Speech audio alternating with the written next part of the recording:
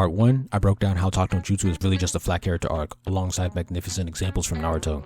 In this part, I'll analyze examples from other stories with weilands outlined for flat character arcs, starting with Bleach.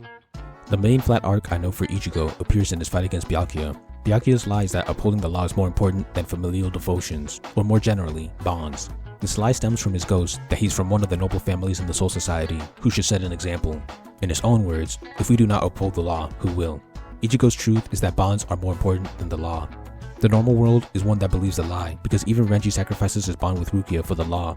In the captain's first introduction, he personally comes to the human world to bring back his sister for execution. Ichigo fights and loses, but the lie and the truth have not been established yet. In the Renji rematch, Ichigo is able to persuade Renji into being an ally of the truth. But this isn't done perfectly, because once again, there's no explicit lie and truth yet. Renji didn't believe the lie, he was just following orders. When he switched sides, he technically believed the truth, but it wasn't explicit. Renji demonstrates his change by fighting Byakuya, his captain, who captured Rukia with him, but he fails. In Ichigo vs Byakuya, the two finally engage a little. Ichigo asks the captain why he wouldn't save his sister, but he basically says, you can't handle the truth. Afterwards, he promises to kill Rukia himself, since Ichigo stopped the Sokyoku execution, showing his devotion to the lie. Towards the end of the fight, Byakuya promises to answer the question if the Ryoka wins. When he does, Byakuya explains his ghost, explicitly stating the lie for the first time, and Ichigo responds with the truth, I'd fight the law.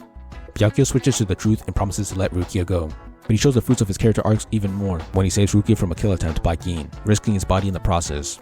A slight weakness of this is that although he's prioritizing bonds, he isn't going against the law because Rukia wasn't to be executed anymore. But him saying, I will pursue Rukia no more, is him refusing to follow the law. It's just not as powerful as a moment. This is a good arc, but I have a problem. Like with Zabuza, the lie and the truth aren't established ahead of time. They only become explicit during or after the final battle. This serves as a powerful plot twist that adds layers to the captain, but it comes at a cost.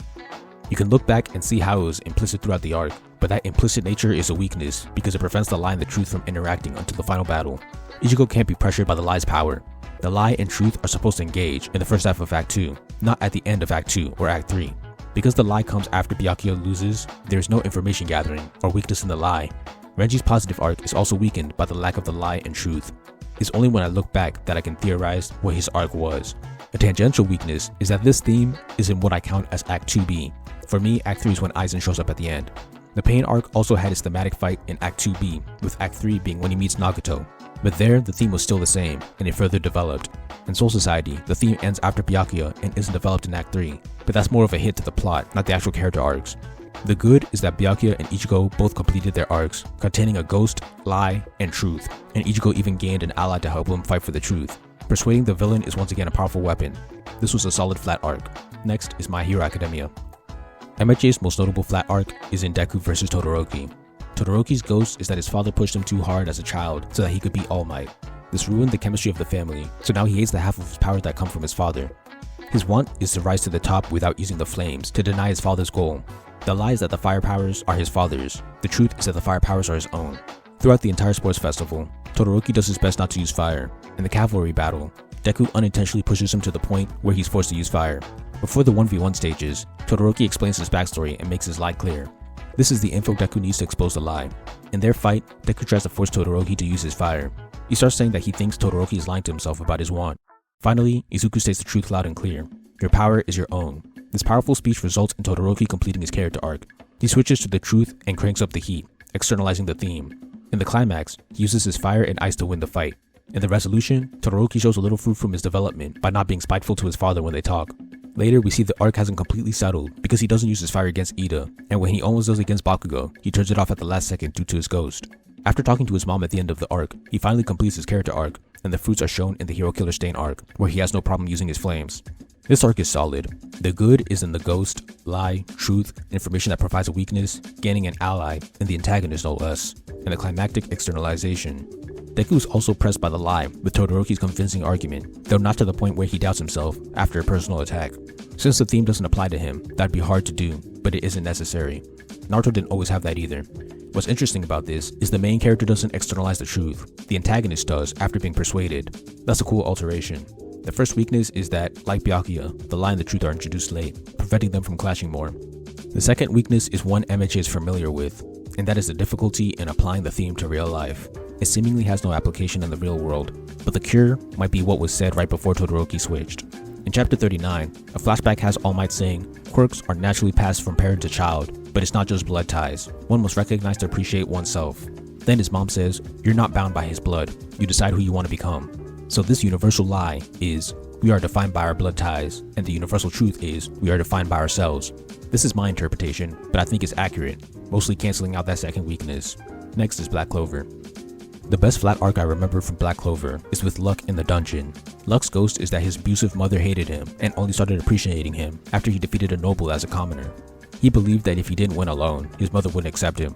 His lie is that you should work alone. Asta's truth is you should work together. At the start of the dungeon arc, Luck abandons Asta and Noelle to go fight alone. They end up in a trap and have to get saved by Yuno's team. Luck beats a lot of henchmen alone and then meets the boss. He's losing the fight, but a brief flashback of his mom reinvigorates him. We get the full flashback, but Luck starts losing again, so Asta comes to save him. When Asta shows him that he's not alone, he has his character arc and decides to fight together. Asta, Noelle, and Luck win by combining their powers to create a unique strategy, externalizing the theme in the climax. This was short but decent. There was a ghost, lie, truth, both arcs completed, a new ally, and a climactic externalization. My issue is that the lie and the truth didn't clash a lot, and also didn't put in much work to dispel the lie. He did not gain any info on it to expose a weakness. He also wasn't tested by the lie. At least Byakuya and Todoroki made convincing arguments for their lies. This also isn't as strong as the others I've covered, because the persuaded ally, Luck, was already a physical ally rather than an antagonist. But that's not a negative to this arc, it's more like a positive to the others. Next is Demon Slayer. Kimetsu's main flat arc is against Rui. Rui's backstory is that he was a sick child that was healed by being turned into a demon.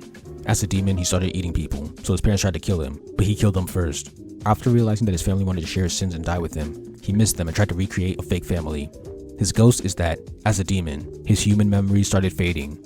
This led to his lie. Familial bonds are built on fear. Tanjiro's truth is that familial bonds are built on love. Tanjiro sees Rui injuring his family and questions him.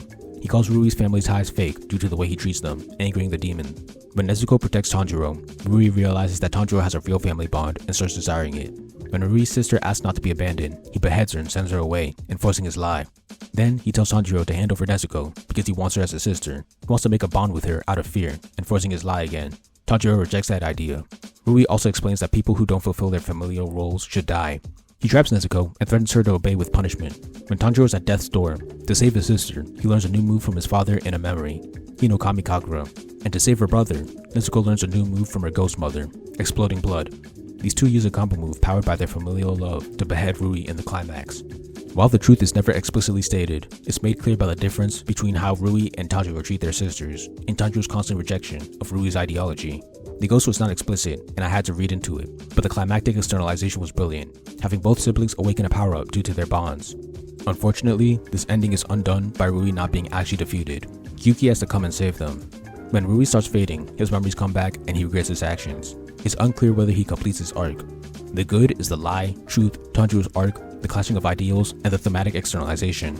The not so good is the implied truth through rejection of the lie, the shaky ghost, the undone climax, and the unclear completion of Rui's arc. Tanjiro also wasn't pressured by the lie, and there is no new ally since Rui's arc is unclear. Next is Jujutsu Kaisen. JJK's major flat arc with Junpei is interesting. The lie is people don't have hearts. The truth is people have hearts. Junpei is the object of the flat arc, but before that, he starts with a negative arc, and then comes back with a positive arc due to Yuji. I don't call this a circular arc, because he doesn't believe the truth at the start, he's neutral. The ghosts that spawned his lie are the bullying, the apathetic teacher, and his mom's death from a curse, which was manipulated by Mahito. After his negative arc, he enforces his lie by attacking the school and his bullies. He believes that people deserve to die, justifying it with the idea that people don't have hearts. Towards the end of the fight, it's revealed that the lie is a way of coping with the fact that a human cursed his mom. It was really Mahito, but he tragically doesn't know that. Yuji externalizes the theme by refusing to fight, and instead listening to Junpei's story without judgment. This ends the fight peacefully, proving that people have hearts, and bringing Junpei to the truth. This has a ghost, lie, truth, both arcs completed, the new ally being the antagonist, info gathering, and a climactic externalization. The only weakness is that the lie comes up late, preventing more conflict from happening. Yuji isn't really pressured by the lie, and the truth isn't explicit, just a rejection of the lie. The weakness in the lie is also only known to the audience, which is that a human didn't curse Junpei, Mahito did. If Yuji used this as a weakness, it would have been much stronger. To end this off, I'll talk about the recent events in the manga. Spoilers ahead. Currently, it seems like Yuji is trying to execute a flat arc against Sukuna. In chapter 265, Yuji explicitly says that he hates Sukuna because he acts as if lives are worthless. The whole chapter was Yuji attempting to show the lives of people that Sukuna sees as having no value. Sukuna is unmoved by this, and after a threat from Yuji, he promises to kill the humans he values so much. As of now, the lie Sukuna believes is that human lives have no value. The truth Yuji believes is that human lives have value. What would need to happen for this flat arc to land perfectly is this. Sukuna needs to have a ghost that explains why he believes the lie. Yuji needs to learn information about the lie that gives him an exploitable weakness. Yuji needs to face a personal defeat that causes him to doubt his ability. After recovering from his slump, he needs to finally beat the lie with the truth and externalize the truth in the climax. Yuji also needs to bring an ally over to the truth. For this to be a perfect Talk no Jutsu, it needs to be Sukuna who is brought to the truth. In conclusion, Talk no Jutsu is an amazing writing tool that is always a highlight when battle manga apply it. The concept of the hero's flat arc creating a positive arc in the villain, the person who has tried to destroy the truth with a lie, is phenomenal. Read a screenwriting book.